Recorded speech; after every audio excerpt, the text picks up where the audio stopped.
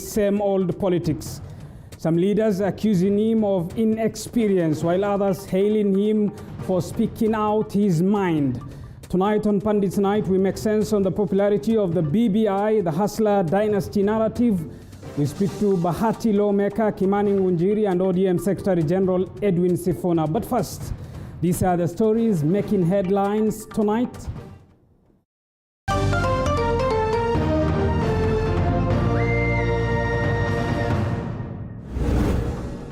Tonight, the prime suspect in the murder of 5 family members will remain in custody for 14 more days. This as government pathologists say a similar weapon was used on all the 5. This just shows that most likely this was a similar weapon which was used on all of them. Also tonight, Chief Justice David Maraga finally retires, handing over to his deputy Philomena Mwilu. Today, I want to assure the entire nation that I leave behind a strong judiciary. Plus, ODM leader Raila Odinga defends President Uhuru Kenyatta's recent remarks on leadership, insisting BBI will be a lasting solution. This as Majority Whip Irungu Kangata defends his letter on the BBI popularity.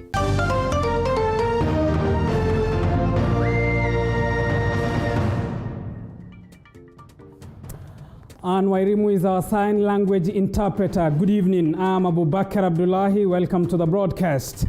Now, Chief Justice David Maraga has officially handed over to his deputy Philomena Mwilu ahead of his retirement effective midnight tonight.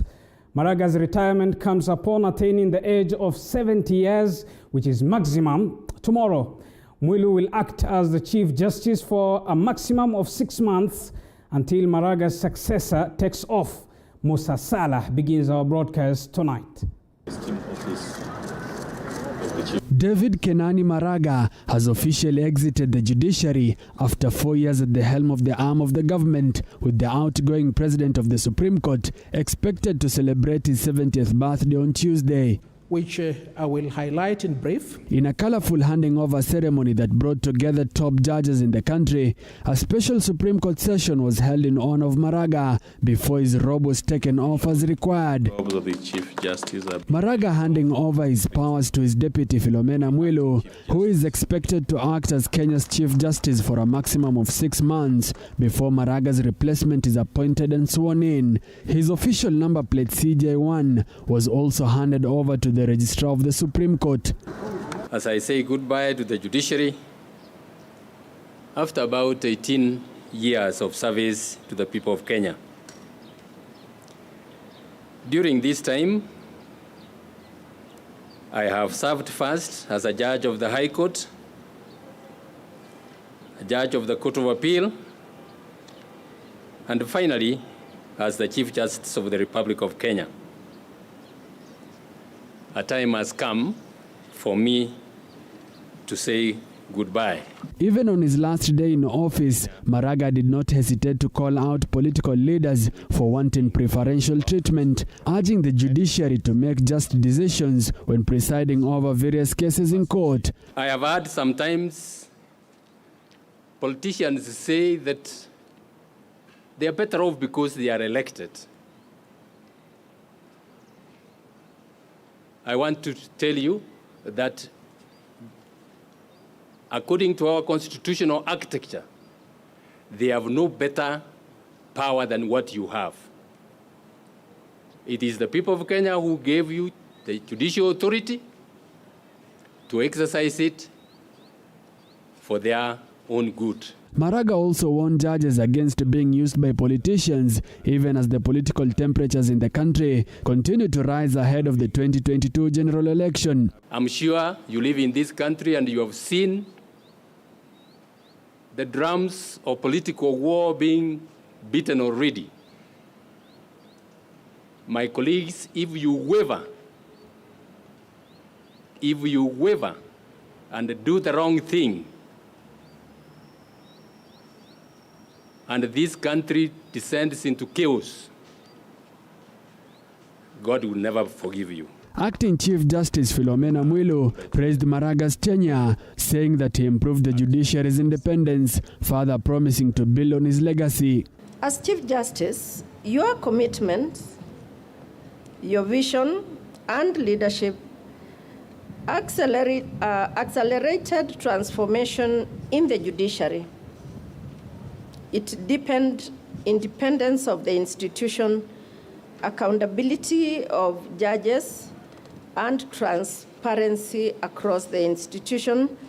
It increased public confidence in the courts and tribunals and enhanced access to justice for many Kenyans.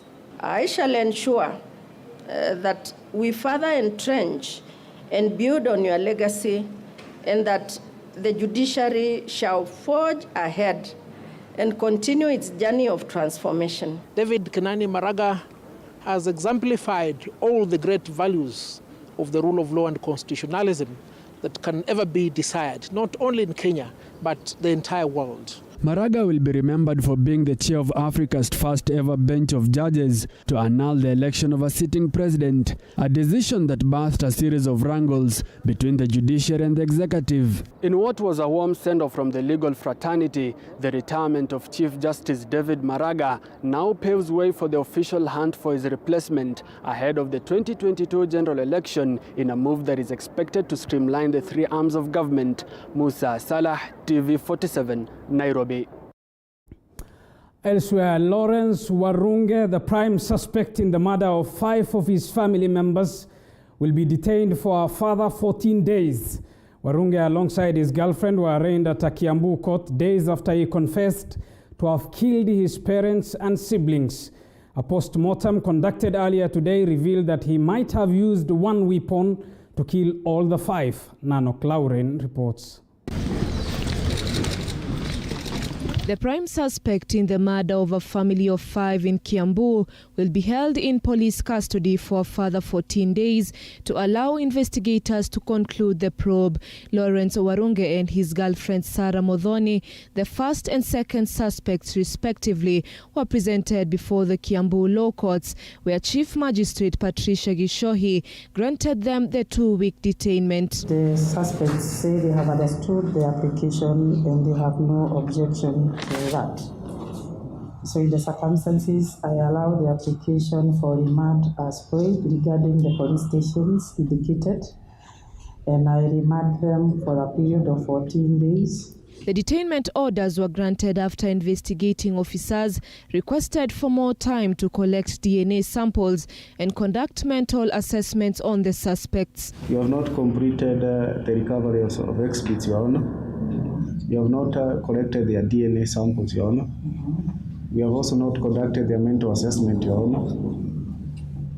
And we are still retracing some witnesses, Your Honor. Lawrence confessed to DCI detectives to the brutal murder of his family members. The 22-year-old varsity student says he hit the heads of each of them using a metal bar, and immediately on becoming unconscious, he stabbed their chests severally with an aim to destroy their respiratory organs. A post-mortem on the 5 bodies were conducted to ascertain the cause of the tragic death. The results that were released on Monday showed that high chances the cold-blood killings were conducted by one attacker, and if several attackers were involved, similar sharp and blunt weapons were used on all the 5 victims. So this just shows that most likely this was a similar weapon which was used on all of them. Meaning that if it was a knife, probably it's a knife with the same dimensions. But I think it was one person. Among the 5 family members, Lawrence Warunge's father, Nicholas Warunge, and his son, Christian Njenga, received the most injuries. Government pathologist Johansen Odwor, who conducted the post-mortem, revealed that James Kinyanjui, the family's laborer, received most of his injuries on his head and seemed to have put little or no resistance to his attacker. Anne Njoroge, his mother, had broken upper arms, suggesting she had tried to block a blunt object. Due to the severity of the similar injuries and amount of blood lost, it has been projected that the 5 victims may have died on the spot. Injuries were similar in all of them. They were mainly stab wounds, which are multiple on the chest. Some of them had slash wounds on the neck, and there were a lot of multiple blunt trauma to the head. So meaning that with that external finding, internally there were head injuries, there were bleeding, there were severe great vessels of the neck. So all of them died because of multiple injuries which are caused by blunt and the penetration trauma, and also significant loss of blood. The case will resume on the 25th of this month. Nanok Lauren, TV 47. Now, Christian Kadima, who was arrested over the murder of prominent female lawyer Elizabeth Koki, will be detained for 14 days pending investigations on his identity.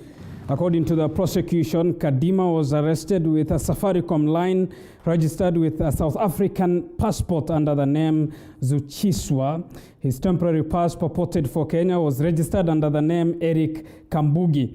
The suspect was arraigned in court this morning and is also wanted in South Africa. He was allegedly arrested for assaulting a woman before skipping bail and fleeing to Kenya. Number S70018 of 2021, which bore the name Eric Kambugi Katalai. And the prosecution also highlighted to court that they have established that there's a warrant of arrest issued by a South African court, Johannesburg to be specific, in case number 924/6/2017, where the offense is that of assault with an intent to harm. And the warrant of arrest was issued on 3rd of July 2017. In that case, his name is Eulogy Christian Kadima. So the prosecution sought for 14 days first to establish his true identity and further investigate the crime under which he was arrested and brought to court. Moving on, clinical officers are now calling on the Council of Governors to sign the remaining part of the return to work formula. The health workers are accusing the county bosses of failing to meet their demands in signing the agreement. They have said they will not enter into any further negotiations until COG signs the agreement.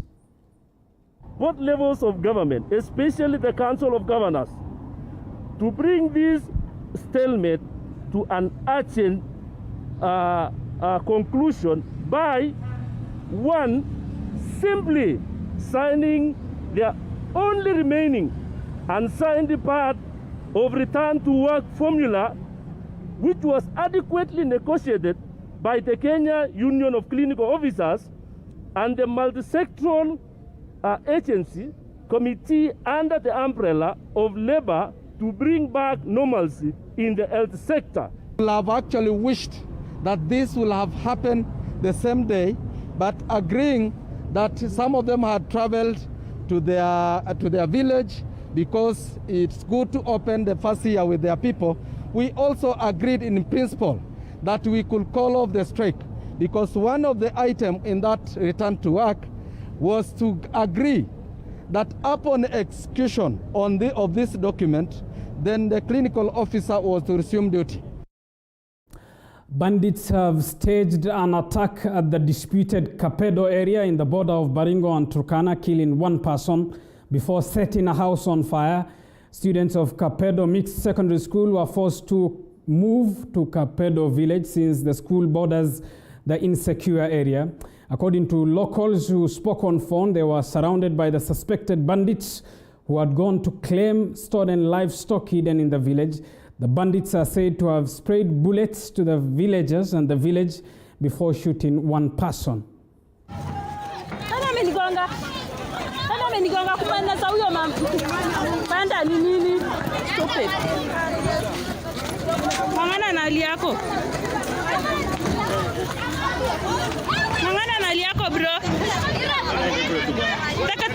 Operation lalo.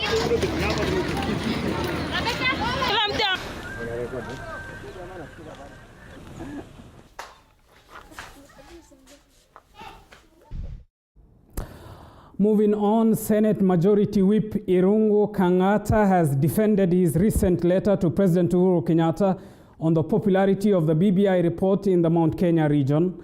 Addressing the media in Parliament this morning, Kang'ata said he wrote the letter in good faith and not to disrespect the President. He insists that he stands with the claims he wrote in the letter, in which he has said that only 2 out of 10 people support the document in the region. Yes, and indeed, I did order that letter. And the second question is, did I order the letter dated 4th of January 2021? No, I did not order that letter. We all know that these days there do exist various technological platforms that people can use to maneuver and make fake and fraudulent letters. And therefore, the one of 4th of January is not actually my letter. Now, another question is whether the letter of that 8th of January 2020 was intended to be a discussion in the public. I have expressed my regret for the leakage of that letter, but notwithstanding that fact, the discussion arising out of that letter appears to vindicate my strong view that there are people who are not being candid and frank on matters BBI, particularly the level of approval rating of BBI in our region of Mount Kenya. You're watching Pandits Night with me, Abubakar Abdullahi. Keep talking to us. The hashtag to use on Twitter tonight is Pandits Night. Miriam Kamam says tuned. Paul from Kitale says tuned as usual. Denzo Benny on Facebook says watching. Lins says CJ Maraga was the best CJ ever in Kenyan history. Keep talking to us. We are taking a short break. We'll be back with more after this break. Stay tuned.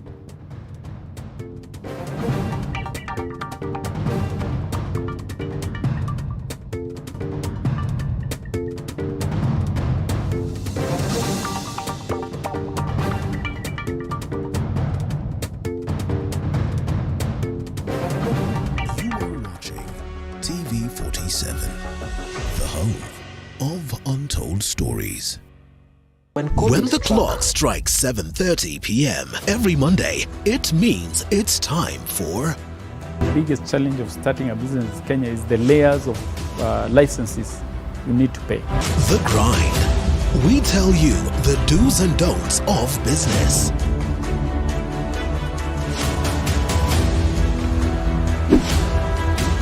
But the biggest fear was whether I'm going to make it in business or whether I'll lose my 150,000.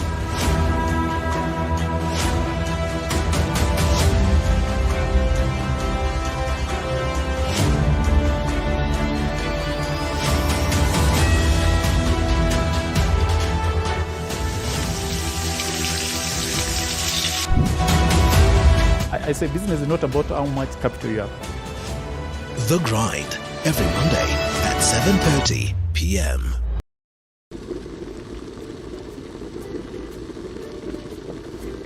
It's been an amazing year in the kitchen here on The Throwdown. We brought you ugali and brown fish by Sophia. The tasty butter chicken from the classic Mayura restaurant. And the sweet Oreo cake dessert by Lillian. This year, we bring you bigger and better from more mouth-watering meals, kitchen hacks, restaurant reviews, and even street foods. Tune in to The Throwdown every Sunday at 6:30 p.m.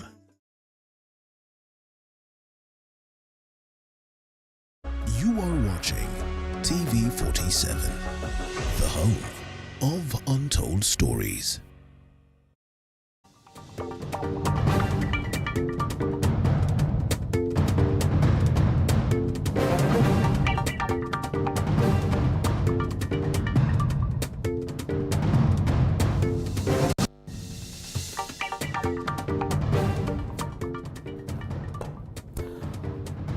Welcome back. Let's get to more stories now. And ODM leader Raila Odinga has defended President Uhuru Kenyatta's recent remarks on the country's top leadership. Odinga says that the issues facing the country will be resolved once the BBI report sails through. Unasema BBI Kenya mo? Kenya moja. BBI Kenya moja. BBI Kenya moja. ODM boss Raila Odinga has defended President Uhuru Kenyatta over his recent remarks on the country's leadership. Speaking in Vihiga over the weekend, President Kenyatta said the Mount Kenya and the Kalenjin communities have produced the country's 4 presidents and should pave the way for other communities. But as you know, Kenya is a multi-ethnic society. And because of this, we must be actually sensitive to the ethnic differences that we have in our country. In a place like in Switzerland, they have even what they call the rotating presidency. They have got the cantons, and the presidency moves from this region to the other, that is the way that they have done it in the society. Odinga, however, insisting that such grand standoff would be resolved once the BBI report sails through. Deputy President William Ruto's allies, however, accused the president of dragging back the country to politics of tribalism. So through BBI, Kenya is changing course and starting afresh to deal with issues which we have seen. Things like corruption, inequality, violent elections, exclusion, and so on and so forth. Meanwhile, a Muslim lobby group, Kenya Muslims Advisory Council, has termed Uhuru's remark as a way of ending ethnic differences in the country. Tunatilia mkazo maneno ya ukweli, tena ya kupendeza mno, ya Mheshimiwa Uhuru Kenyatta, rais mchapakazi ambaye anataka kila Mkenya kiti kirotate, kila Mkenya apate nafasi ya kuwa rais. Twaunga maneno haya ya rais kwa dhati kabisa. Na huu si ukabila, ni ukweli. Na ndilo jambo pekee ambalo limefanya Wakenya kila uchaguzi wanapigana.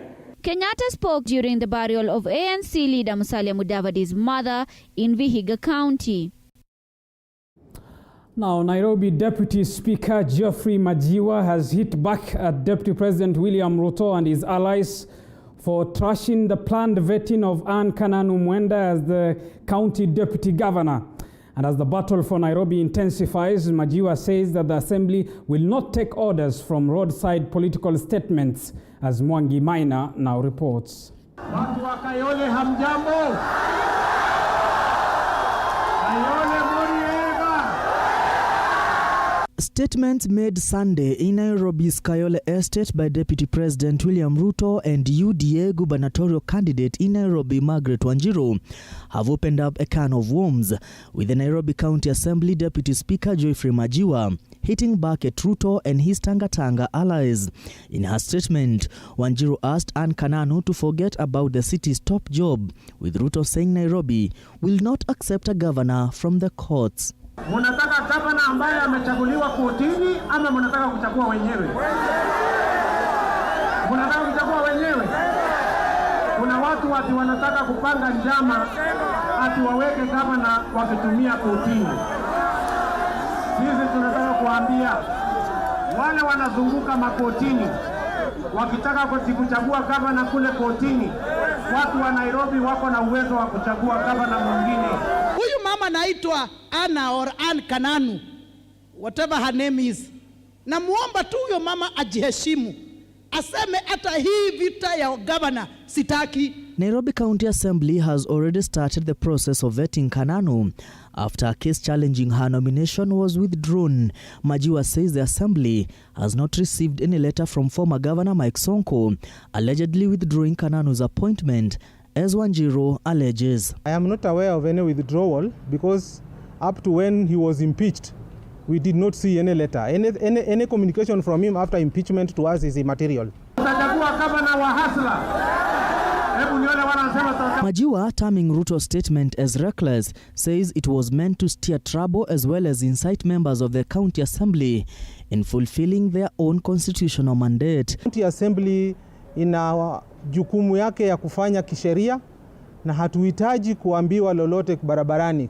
Majiwa maintains that the assembly will continue with the process of vetting Kananu, who is poised to succeed Mike Mbuvi Sonko without any political interference. Mwangi Maina, TV47, Nairobi. Thank you, Mwangi Maina, for that report. Moving on, Planning Principal Secretary Saitoti Torome is urging parents to support the government in addressing some of the challenges facing learning institutions. This even as Ugunja Member of Parliament wants the Ministry of Education to formulate a policy guideline on payment of school fees. It is week 2 of term 2 for a majority of learners in the country. Many have already settled in schools and learning has kicked off. The schools have been receiving a number of government officials who are spread out across the country, assessing and documenting some of the challenges faced by the institutions. In Naivasha, Planning Principal Secretary encouraged parents to support the government in meeting some of the challenges so as to ensure learners are safe in schools. Problems that we are facing, and we have to continue with them. You know, we cannot tell children to go back home because we have already lost a lot of time. So we cannot afford the secondary to lose another academic year for universities, for secondaries, and for primary. This idea that government will solve all problems is a very old idea, and it works nowhere in the world, and it will not work here either in Kenya. People have to understand that education and health are basically the responsibilities of communities and people coming together. And in this case, we have witnessed this here. If you look behind us, these tents did not come from government. The steep slope. The steep slope.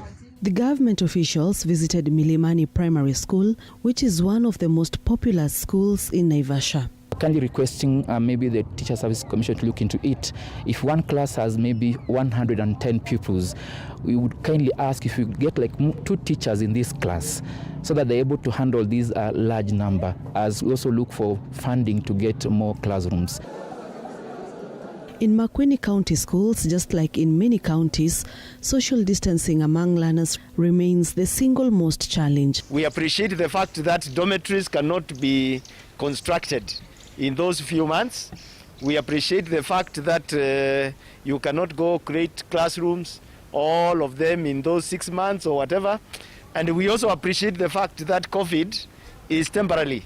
And even if it's not temporary, very soon there will be ways and means, including the vaccine, of fighting it. Elsewhere, Ugunja Member of Parliament wants the government to have an official policy guideline on payment of school fees. Opio says it is not enough for the Ministry of Education to issue directives to heads of institutions not to send away learners. I think the most practical step the government must take as a matter of priority is to establish a fund or to expand the already existing COVID-19 fund for it to be able to take care of tuition money, or school fees for the entire year of 2021.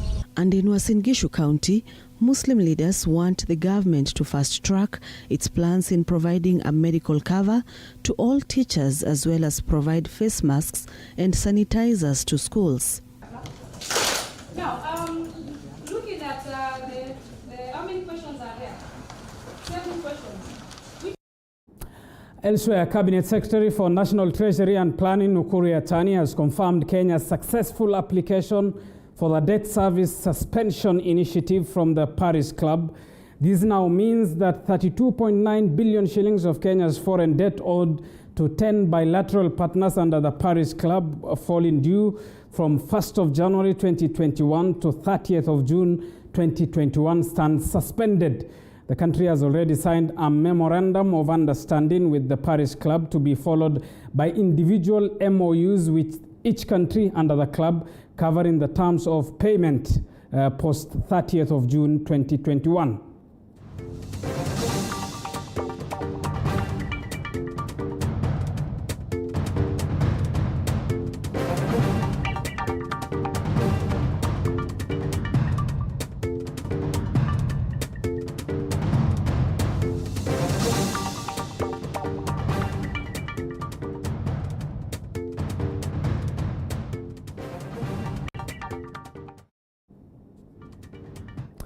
To Uganda, where social media giant Facebook has announced that it shut down accounts of top Ugandan officials accused of manipulating a public debate ahead of the country's presidential election on Thursday. Accounts suspended include that of President Yoweri Museveni's senior press secretary, Don Wanyama, and other officials of the National Resistance Movement, Uganda's ruling party. Thursday's election is pitting 76-year-old Museveni against 36-year-old pop star turned politician Bobi Wine.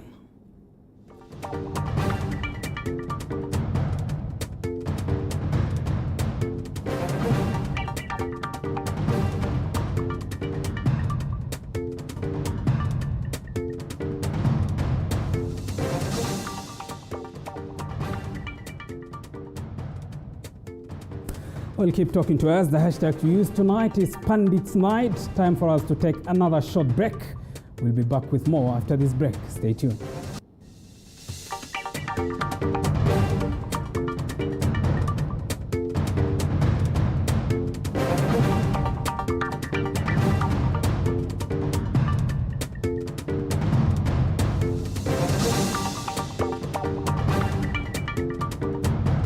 You are watching TV47, the home of untold stories.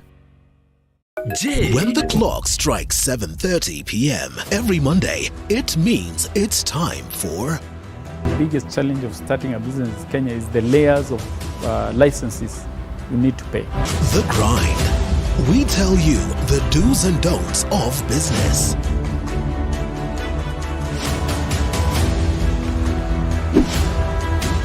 But the biggest fear was whether I'm going to make it in business or whether I'll lose my 150,000.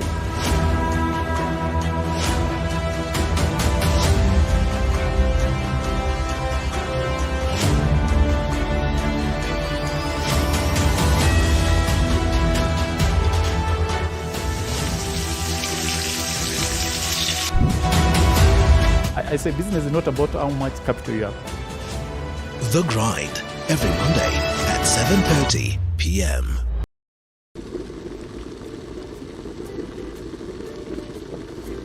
It's been an amazing year in the kitchen here on The Throwdown. We brought you ugali and brown fish by Sophia. The tasty butter chicken from the classic Mayura restaurant. And the sweet Oreo cake dessert by Lillian. This year, we bring you bigger and better from more mouth-watering meals, kitchen hacks, restaurant reviews, and even street foods. Tune in to The Throwdown every Sunday at 6:30 p.m.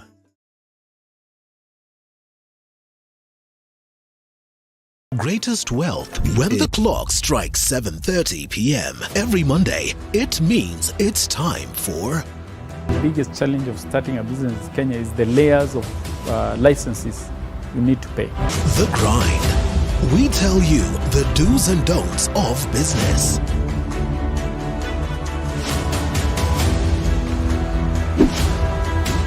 But the biggest fear was whether I'm going to make it in business or whether Monday to Friday from 6 a.m. to 9 a.m.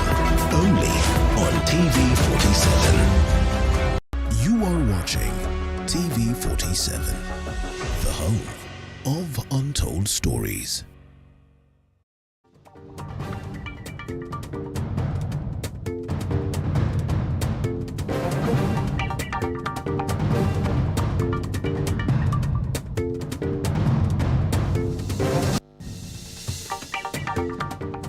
Welcome back. Thank you for staying with us. It's time for us to get to the world of sports. Let's bring in sportsman Dennis Otieno. Dennis, what do you have for us tonight? Well, thank you, Abubakar. Tonight, a lot is lined up for you. We tell you about Gor Mahia and the plans they have in place to upgrade their technical bench.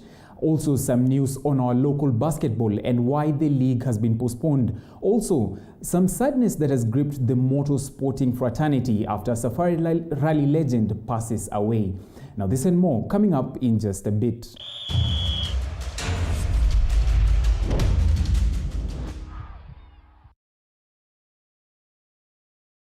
A very warm welcome to Primetime Sports. My name is Dennis Otieno and we shall start off with local news. Now, Gor Mahia have initiated talks with Posta Rangers head coach Sami Pamzo Omolo to hire him as deputy to newly installed head coach Portuguese Carlos Manuel Vaz Pinto. Omolo acted as the club's standing coach in CAF Champions League preliminary matches after former head coach Roberto Oliveira was disqualified by the Continental Football Body for not having the right coaching credentials. Omolo guided the club past APR of Rwanda in the first round before bowing out 8-1 to Algerian side Belouizdad at the second hurdle. We still are in the process of engaging an assistant coach because also recently our assistant coach, although he maintains he is still with us, we have not seen him for 2 weeks and we do not think that he intends to return. We get to hear that he has joined the teams or another team, and therefore we can also not wait for that. So we are in the process of looking for an assistant coach. The Kenya Basketball Federation has postponed its league's restart date to February 6th to pave way for the national elections of federation officials, which will take place on January 23rd. The decision to postpone the league, which was scheduled to start on 16th January, was reached after an executive meeting by the Federation over the weekend. Team managers will meet on 30th January to plan for pre-season tournaments, as well as put into place measures of curbing COVID-19. Now, the previously released fixture will remain in place with just the dates being adjusted.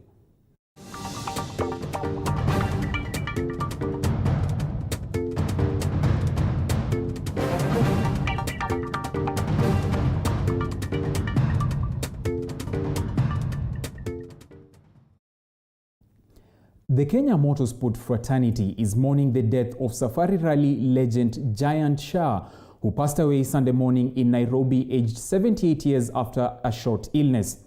Giant was an avid participant of East African classic car events in his Porsche 911 and reigned supreme in the 1980s when he won several rallies, including the Himalayan Rally.